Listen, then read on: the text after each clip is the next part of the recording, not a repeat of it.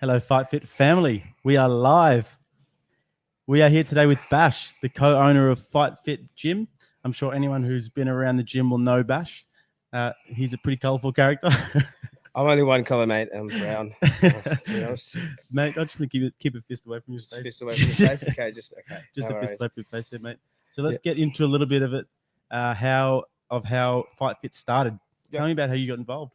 Look, FightFit started in 2008 by a gentleman by the name of Joe Curcio. He got sort of 2013 and was sort of wanted out and offered it to my business partner, Paul. Both of us had a look at it, South Melbourne. I ran it for a little while and basically just fell in love with it. I'd always sort of wanted to have my own business, but I always knew that I was going to have my own business, but I was just never sure exactly what it was. And then I got the opportunity to run this, and then Paul and I decided to take it over, and it's been amazing, man. I feel like I go to high school every day because I'm just hanging out with my friends. It's gone from a business that had 200 members to 1,000 almost. We've got 2 gyms. One's 2,000 square meters. The other's 1,000. I've got, Paul and I have another amazing business partner. So we can look at each other's eyes. On a bit of eye contact. Yeah, I like that too. I'm a sucker for it. Yeah, I know. Anyway, we digress. So we're really lucky. We got another amazing business partner when we opened Collingwood with Ruwan, and that's gone amazing. It's the thing I love about FightFit is we get to help people every day. Like that's, like, of course you're in a business to make money, right? That's a given. But the thing that I really love is just the fact that every day we get to help people on a daily basis. And then we do things like the FightFit Challenge that I'd like. It's amazing. It's been running for 10 years. It's the longest running corporate boxing show in Australia. Is it number 20? Yeah, it's number 20 coming up. And it's just gotten better and better every year. And the quality of the fights have gotten better because of the amount of effort and work all the staff put in, but also obviously because of the people who participate. It's absolutely amazing to see someone like, we had a guy I remember once, is this Indian guy, fat Indian guy, right? He walked into my office. I won't mention his name in case it embarrasses him. Anyway, he walked into the office and he's like, all right, I want to do the FightFit Challenge. And I was like, well, okay, but like, have you been to a gym before? And he was like, no.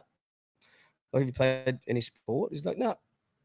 Right. So he wanted to do, he saw his mate do it, or he saw it online, or he was just like, hopefully it was online, because then I feel like I'm getting a return from some of our marketing, But he literally came in and I was like, okay, cool, man. Let's make sure everyone can hear you there. Make sure it's just got to be in your face there. Yep.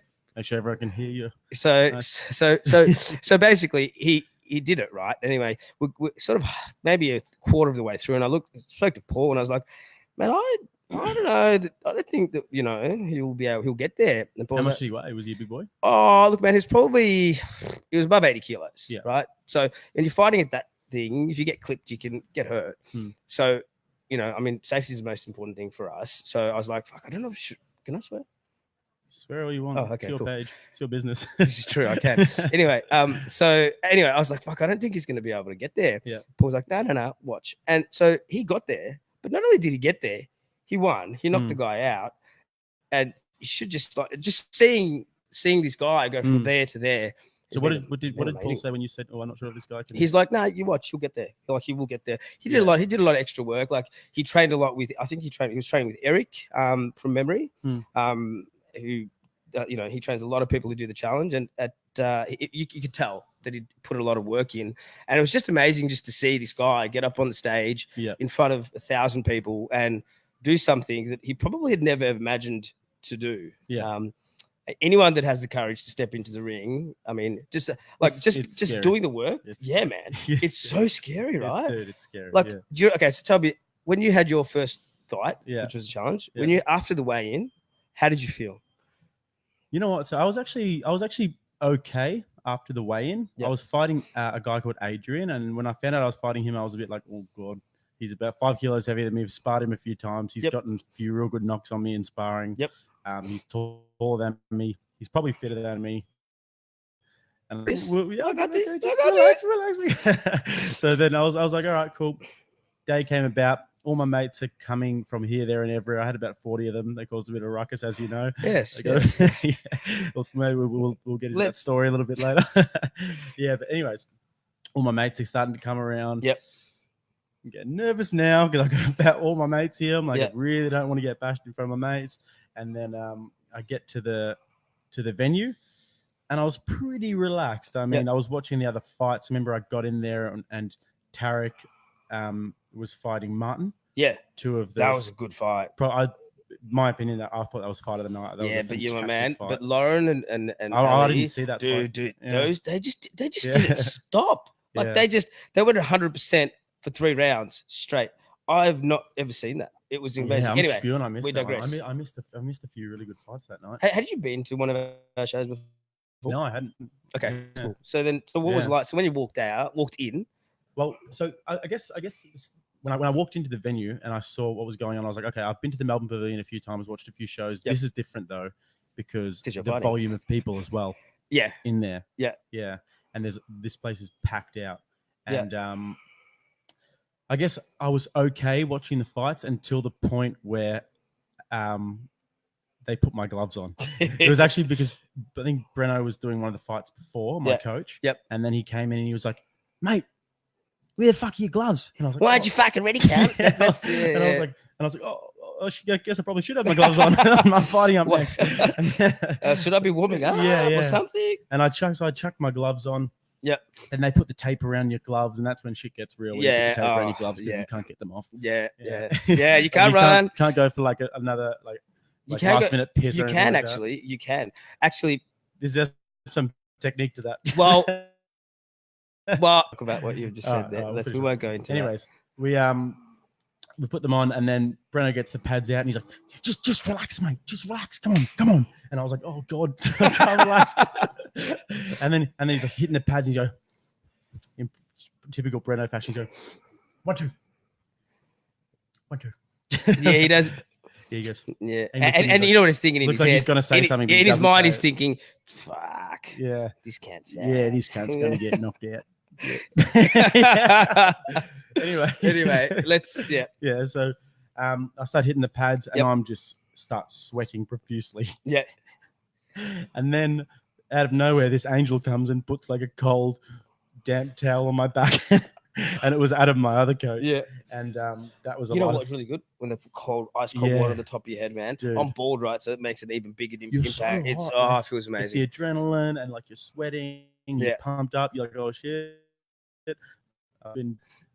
Don't want to screw it up, but also at the same time you're excited. Yep. Anyways, Adam does that, and like then it chills me out a little bit. We put the song on. What song did you come out to? I came out to Buffalo Soldier. Yeah. So it was a significant song for me because it's actually my dad's funeral song. Oh no. Yeah. Oh man, I didn't know that. Yeah, it was. He was. So it was. That's actually kind of. Yeah. Well, it's shit that your dad did, obviously. But it's kind of cool. But that's actually pretty cool. Yeah, it was a good moment for me, man. And like I didn't know my brother was there as well. He didn't know that I was going to come out to that song, and that sort of like, I think that might have jerked a tear or two from him when he saw that. And then, so I walked out to that song, and literally as soon as I walked out, it's like nothing you've ever felt before because you've got thousands of people around you. There's 1,300 people. Cameras, and it feels like you're like.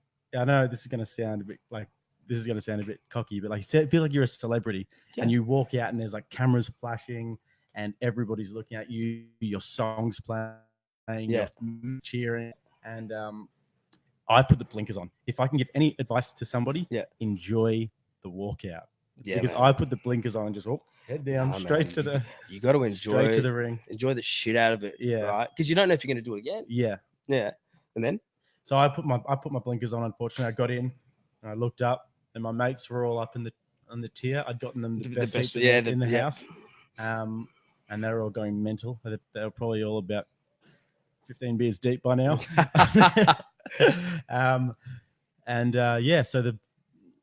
I see my mates up there, and then the first bell goes, and you just kind of forget about it. Once you're fighting, I guess. And the only person, and is the only person you could really hear Brendan and Adam? Yeah, I could hear Brendan and Adam. Yeah, they were like my coaches. I could hear them. They were just saying, just.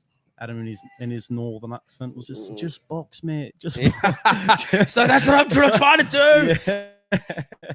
I'm trying to box. Hold in the first. And Yeah, but you caught him with a couple of good overhands, I saw. I remember. Yeah. And then in the second, I was cleaner. Caught him with a few shots, and then I think I got him with a really nice one at the end of the second. He got me with a few nice ones as well. Yep. I got him with one, nice counter punch on the end of the second. Yep. And then his corner threw in the towel. He wanted to continue, but his corner threw in the towel. Yeah. I think just for well, no, but that's good. Yeah. I would rather someone stop the fight sooner Yeah. than later, because we're not doing this for sheep stations. We're doing this to have a good experience and a fun time. Yeah. So it's better to stop a fight sooner rather than later in that context, I think, anyway. Yeah. And then I think after that sort of... How did it feel when you got hit, though?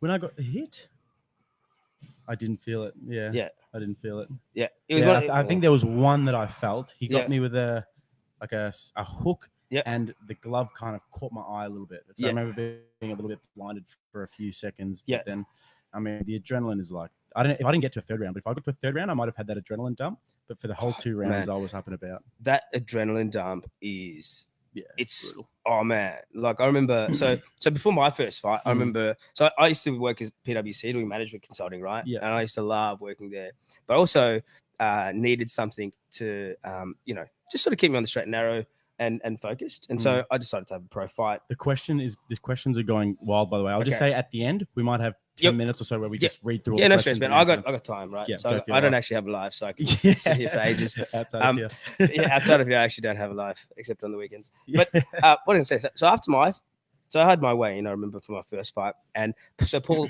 and I, we went to the weigh-in. Was his first pro fight or amateurs? I didn't know amateurs. I just did pros. Yeah. And so it was going to be at the Knox Netball Centre. I was working at PwC. I sold 150 tickets, and work had hired a bus, 2 buses to take people. Okay. So I get back to Paul's house after the weigh-in, and he looked at me and he's like, "Oh, you've just realised what you've agreed to do." And I'm like, "Yeah, I have." And like my balls are just shriveled. Like I was just like shitting myself because, like, man, I'm an Indian dude, did accounting, banking, finance at uni, work at PwC doing management consulting. What the fuck am I doing having a pro fight in the Knox Netball Centre where, like it's not real, I'm like... My good friend of mine, Porky Lovett, fought there a few times, I think. Yeah, Porky, yeah. Oh, you know Porky? Yeah, I'm good mates with Porky. He's one of those mates, yeah. Really? Yeah. I didn't know that. Yeah. Good mates with him and all of his family. Really? So get him on the podcast one time. Yeah, I'll get him in. Is he still on holidays or? No, he's up and about, yeah. So what was I saying? Yeah. So anyway, so we go to the show, and before I got there, everyone was like, "Oh man, okay, so just remember, as you walk out, you're probably just going to be like zonked." I'm like, okay. And then someone else was like, at the end of the first round, you'll be zonked. Anyway, so I walk out feeling amazing, right? Because I'd gotten the fittest I'd ever been in my life, walk out just feeling really good. In my mind, I was Mike Tyson, but I'm obviously nowhere near as good or as big or as handsome. Anyway, I get up there and I'm like, this is like pretty sick. Yeah. Do the first round. And I'm like, what are they talking about? Great. I could do another 10 rounds. How many rounds was it? It was only 4. Okay. It was only 4, right? I think 4 rounds. Do the second round, and I'm like, what the fuck are these? This is seriously, I'm gonna fucking shit this in. Not that I wasn't sure that I was winning, but I just knew that I had the energy to keep going. Yeah. Anyway, I stood up for the third round. I'm like, hey, what the fuck? What do you mean? It's the third what do you mean?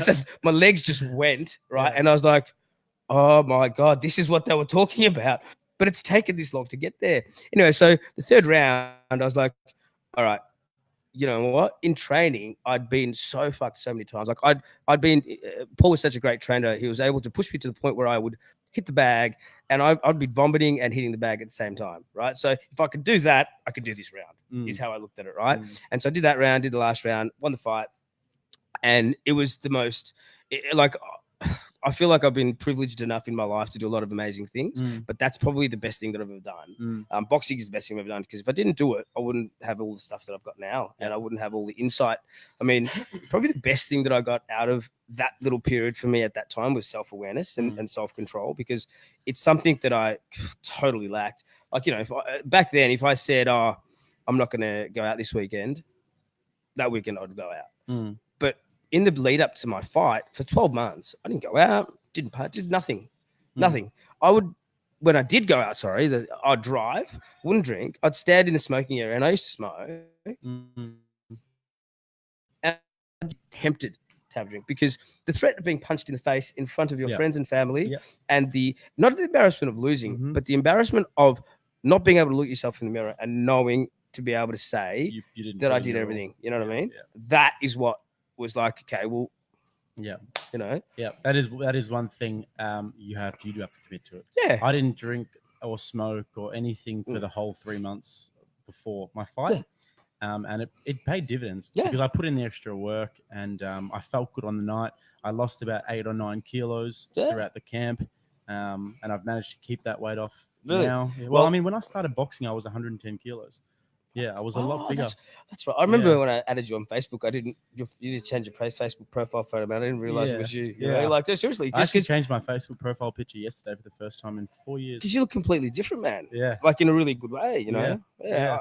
No, I do, man. Like, I can happily say that. Like, I'm really proud of that. If there's a few things I'm really proud of, it's captaining my team to a football premiership when I was under 19s, still fat. I did that fat. You did that. And then winning my fight as well in front of all my mates. That was just unbelievable. The best feeling is when you win the fight, you get your hand raised, and then what's that guy's name who does the commentating? Matthew Pilios. Yeah. Hey, man, how good is he? And he's awesome. He does the he does all the pro shows. Big events and stuff. Yeah. So he's on Foxtel. Pretty happy to see him doing that. And then he's interviewing me, and he's saying, you got your mates here. And I just grabbed the microphone off him. Like, I didn't, unbeknownst to me, I wasn't meant to do that, but I just grabbed it off him. And he was just like, all right, cool, mate. Yeah. All you, bro. Well, and I was like, just like, dang, my friends. Yeah. It was great, man. It was such a cool experience. That's what it's all about for us. Anyway, it's like, to make sure that everyone that does it has a good experience, because it's scary as fuck. Then all the training's hard. Like you do thousands of burpees. Like literally, you will do thousands of burpees because we want to get you to a place. Paul's mean. No, well, yeah, he can be. He's hard but fair. But it's one of those things where you got to get people to a place where they're fucked, but they're training and they can cope with being that fucked and keep going. Yeah, does that make sense? Yeah, and still be able to defend themselves, so that when they get up there and they're fucked, they can at least put their hands up and defend themselves and fight back and think to themselves, well, hold on, man, I've done thousands of burpees in the last 8 weeks. I can deal with this. Yeah. You know what I mean? Yeah.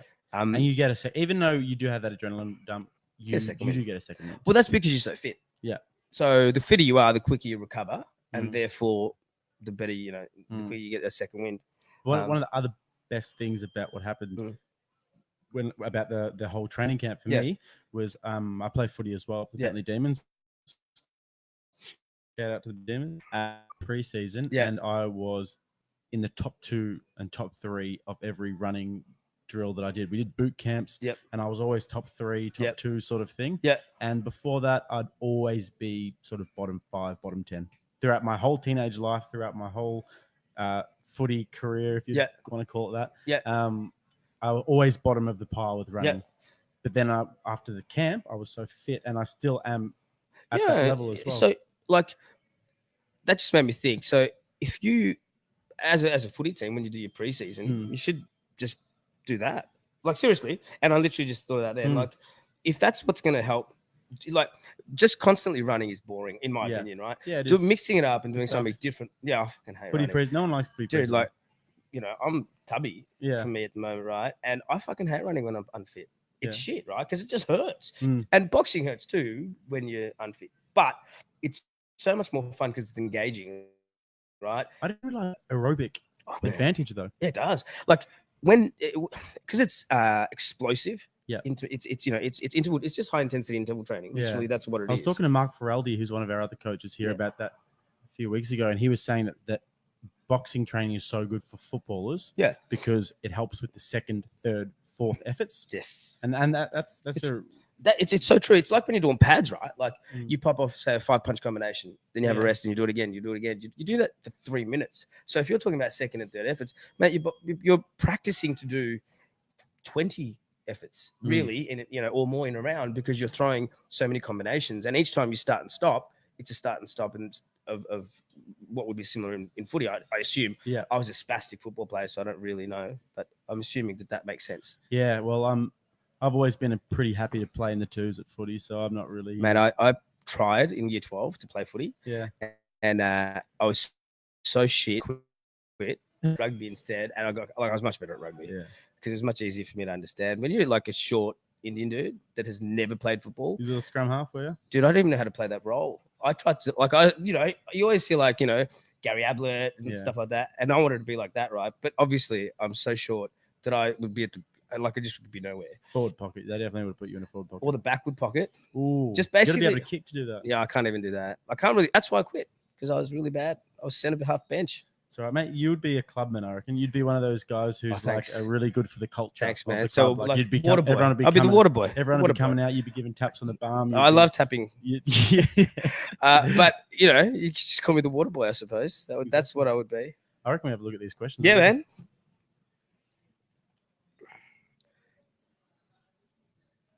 Maybe just bring the laptop a bit closer. Do you want to just put it on the chair?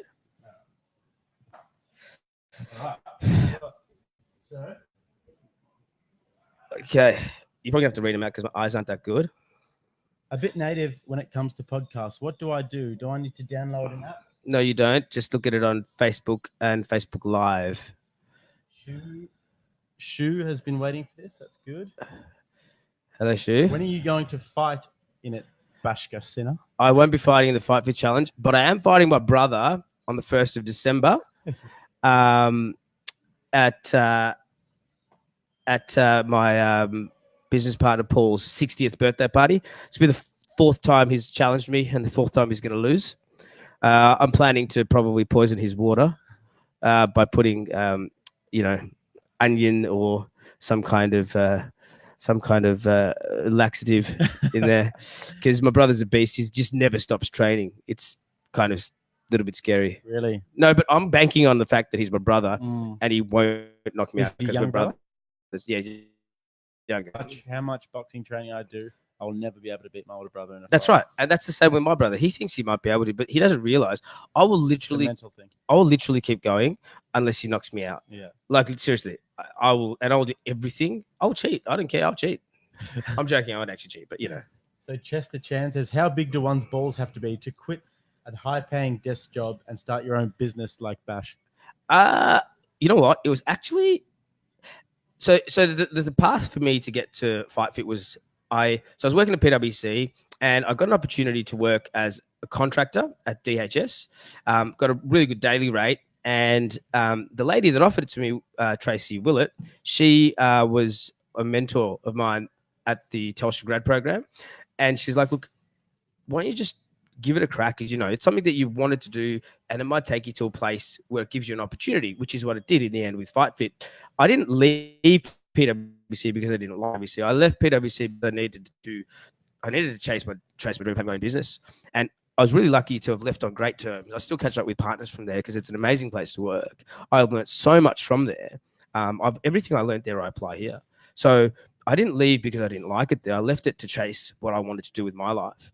And the beauty of it is, because I'm still in contact with them and all that sort of stuff, they said, look, if you ever want to come back, you're always welcome back. Like, I still go to their offices and catch up with people from there and partners from there, because it's important to keep those relationships and networks and keep those bridges, because who knows what can happen in the future. And it was a great place and the people are amazing there, Absolutely.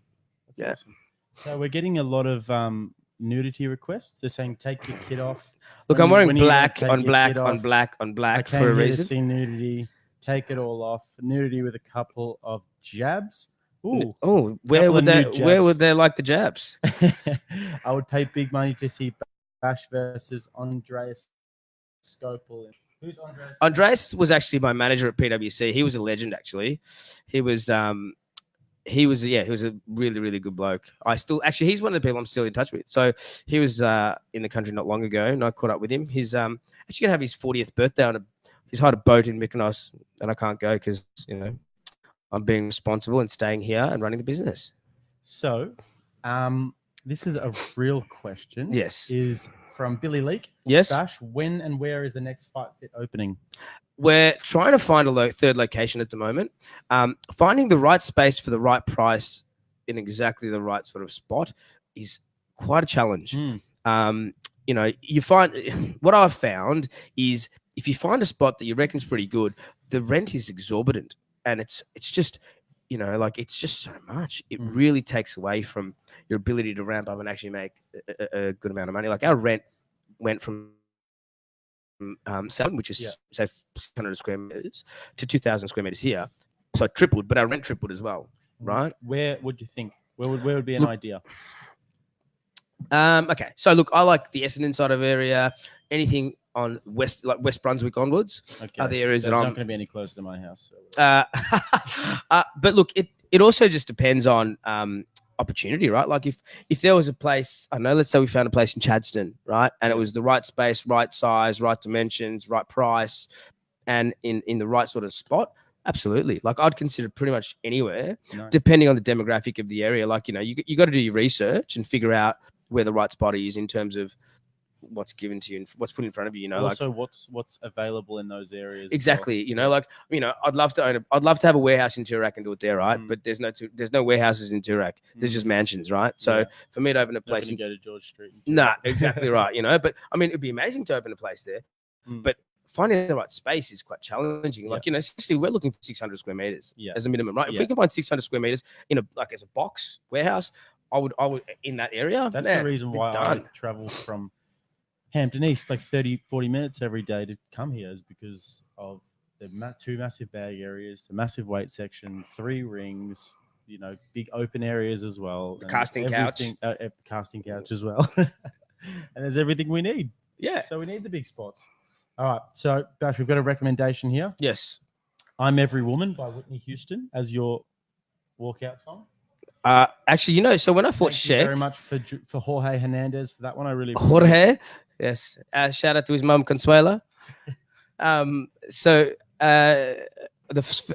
when I fought Sheck the first time, he fucking trumped me on the song, right? So I came out to Do You Really Want to Hurt Me by Boy George, right? Really? Yeah. And he came out to Mama Said Knock You Out by LL Cool J. And I was like,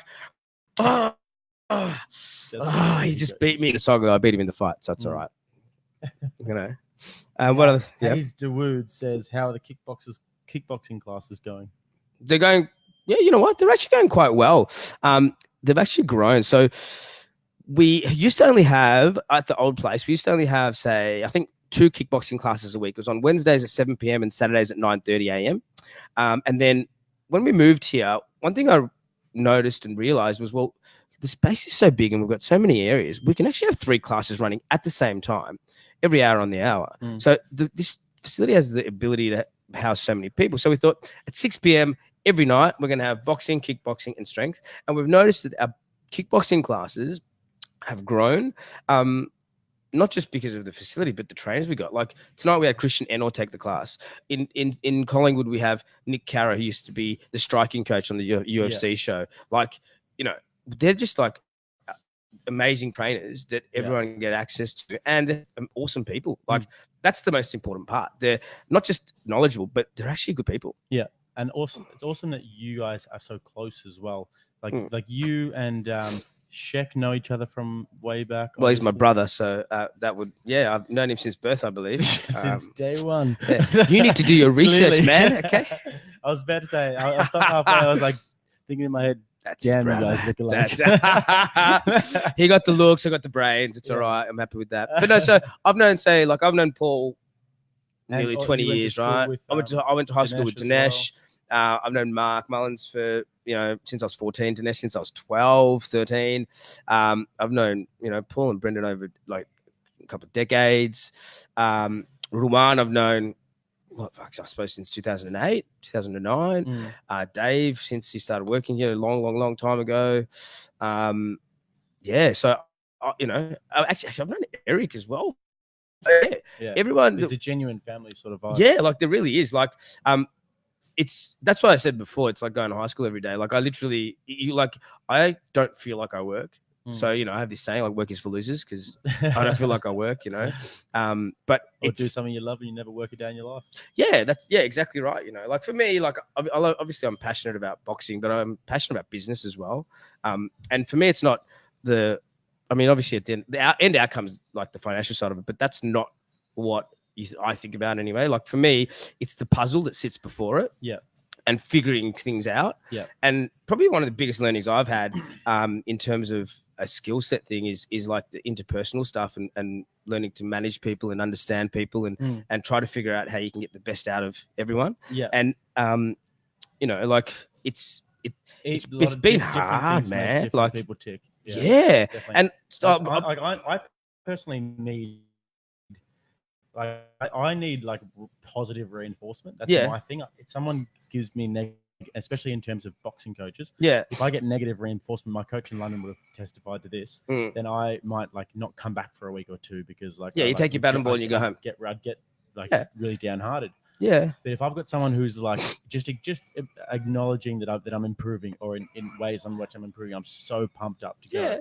But then there are other people I know who, if they get told that they're improving all the time, they might get a bit complacent. Yeah. And they might not come back. So you've got to just really sort of... You got to understand what makes people drive and tick, right? So, you know, like it'd be like saying, hey, man, you know, you threw an amazing right hand then, but if you just turn that hip over just a touch more, it'd be even better. Like if that was the way they said it to you, you'd be like, oh, awesome, cool, totally. You know? I've learned something and I've grown, and that's what I need. Yeah, exactly. You know, that makes me tick. Yeah, like that's one thing that I think, and it's also, you've got to work with what the person has and build on that.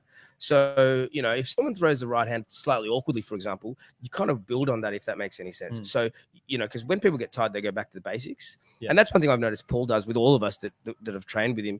He works with what you have, if that makes any sense. So he works with what you have rather than trying to totally remodel you. Because, like I said, when you're fucked and you're in the ring, you end up going back to basics, right? So if you work on that, you actually just build on the strengths that they have. You know, another one by Jorge. He's back at it again. Jorge Hernandez. And he says, Fight Fit Kids, what is it? Great question. That is. So Fit Kids is a program that my brother and Sam Battaglia actually started a couple of years ago. It's for kids aged between 5 and 14, and there's classes on Wednesdays and Saturdays. They basically work with kids on you know, to teach them boxing skills, help them develop their gross motor skills, teamwork, working together, you know, listening, conditioning, all that sort of stuff. You know, it's a great way for kids to gain confidence. We've had kids who have been bullied before, for example, and then they come in and then, you know, they get a bit of confidence. We actually had one girl, I think it was a guy, I can't remember if it was a girl or a guy, which is irrelevant.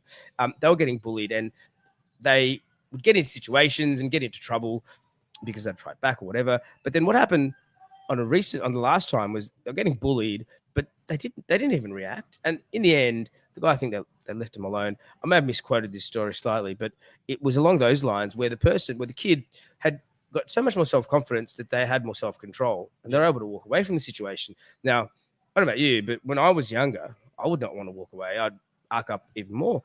So for someone to do that at that age, to have the presence of mind at that age. Yeah, and look, it's not all fit kids that did that. It's that we had a contributing role, I'm sure, but it's great to have played some part in helping a kid develop like that, because like for me, that's awesome. Yeah, dude. You know? like that's one of the things at this gym that I really, really do think is cool.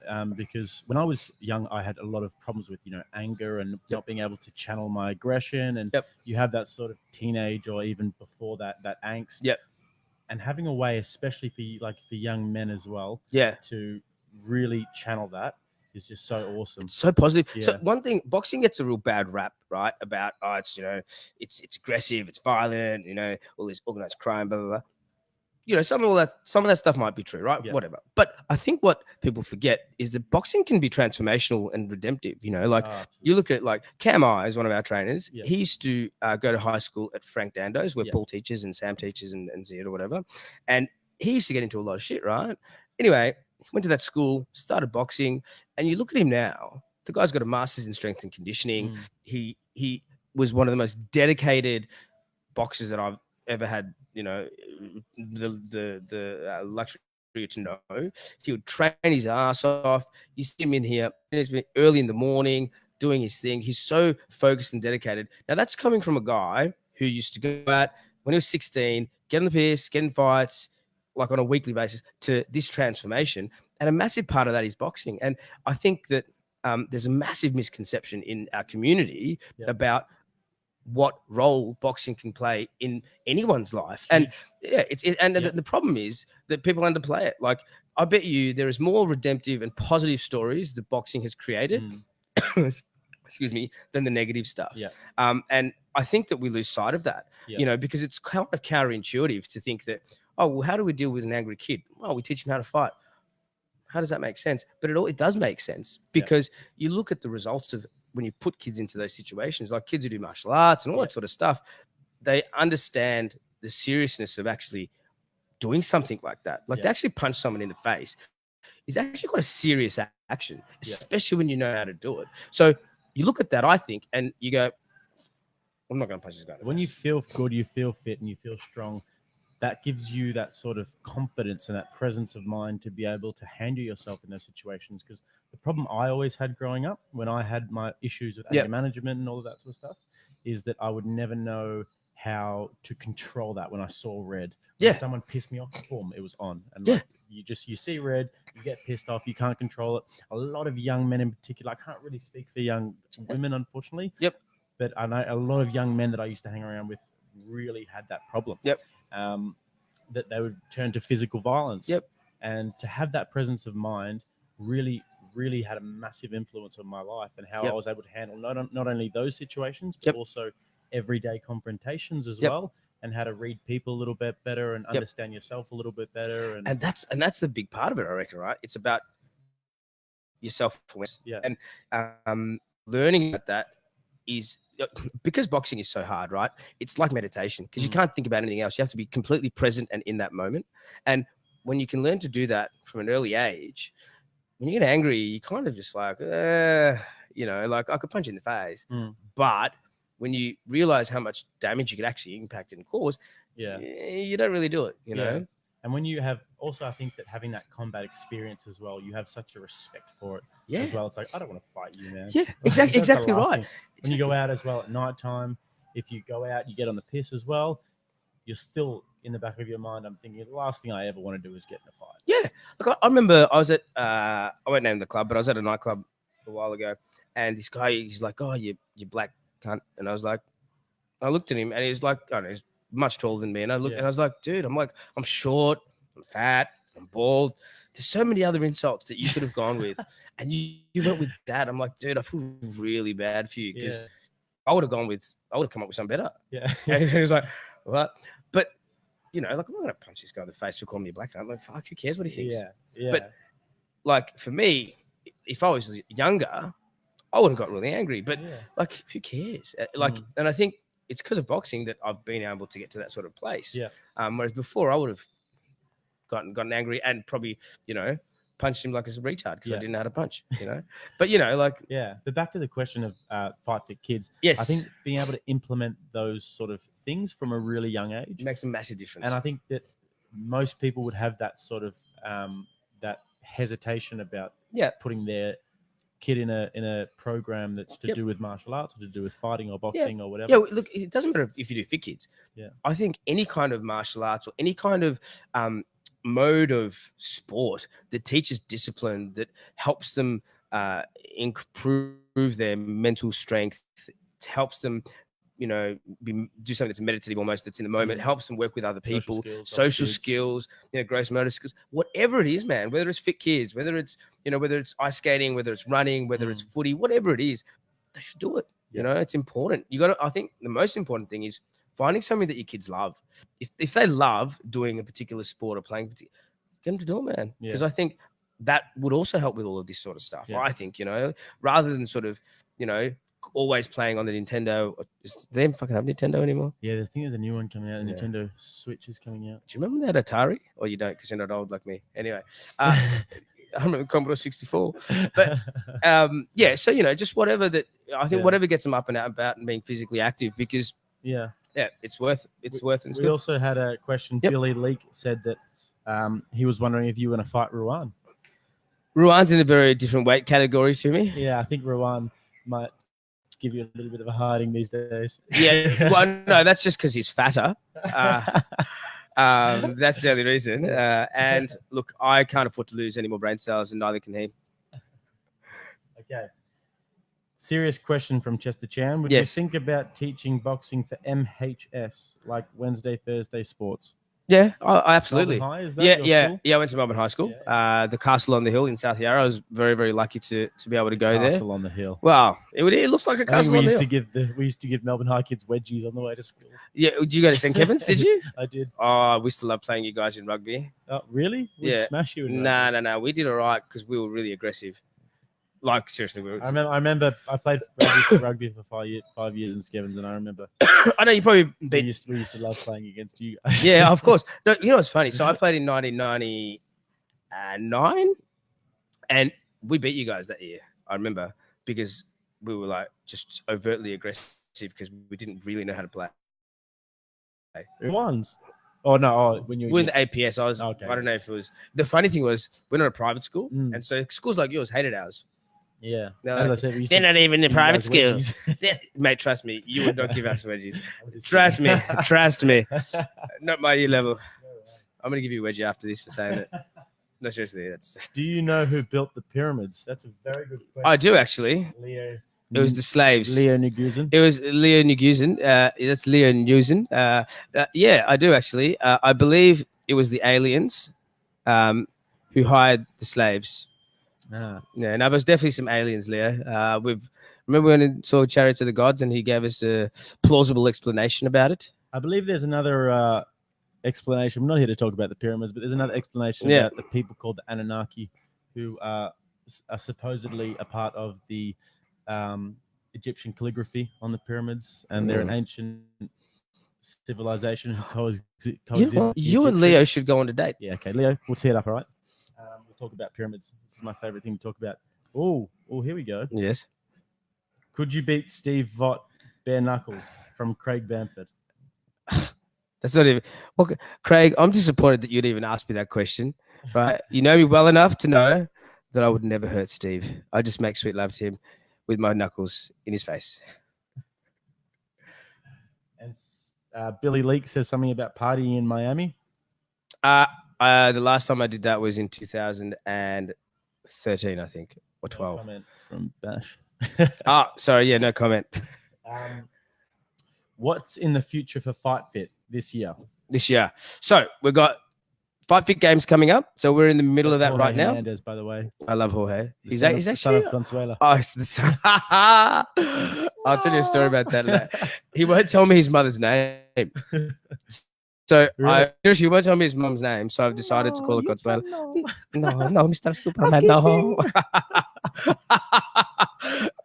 If anyone doesn't watch Family Guy, you won't understand. Yeah, well, I found a clip of Consuela making love to a man on YouTube, and I posted it on his Facebook wall, and he really did not enjoy it. Anyway, we're getting sidetracked. So what's on the cards for FightFit? So we've got FightFit Games on at the moment.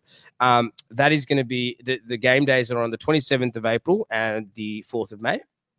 And the challenge starts on the 6th of May, runs for 8 weeks, and the fight night's on the 28th of June. There's still a couple of spots available, so if you want to do it, just get in touch. And then after that, the next show is in December. I think it's the 7th of December, and 8 weeks before. Last. Yeah, so some around that time. But if you're interested in doing either of those things, just get in touch with us. And look, hopefully we can find another site and start the process of opening another one. But it does take a bit of time. I mean, it took us about 12 months to find Collingwood as a site. And it was like we were on it all, I was on all the time. And we opened Collingwood on the 16th of October 2016, and then we moved South Melbourne that year and reopened on the 5th of that would be embarrassing, but funny. Funny. Well, you'd have to do nothing but laugh. But and then if we could, then we opened South Melbourne on the 5th of Jan 2017. So it's quite a lot of work. So hopefully we can find something soon so we can get started on it. But we've been looking for a while. Paul Cam's been looking for a while, and he just sort of keeps getting disappointed.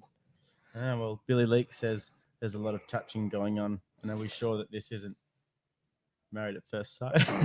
Oh my God, I hate that show so much. I don't know why people watch it. I'm neither have I. I actually don't understand why you'd even go on the show. Yeah. watch it. Like, I think seriously. the concept is that you marry someone obviously. At Oh, I the understand. site, and then they track your Progress. They track your progress, and then you have the option to Extend. like there's like intruders, like the Big Brother house, and then you have the option to go with an intruder and ghost your current partner. So are they actually married?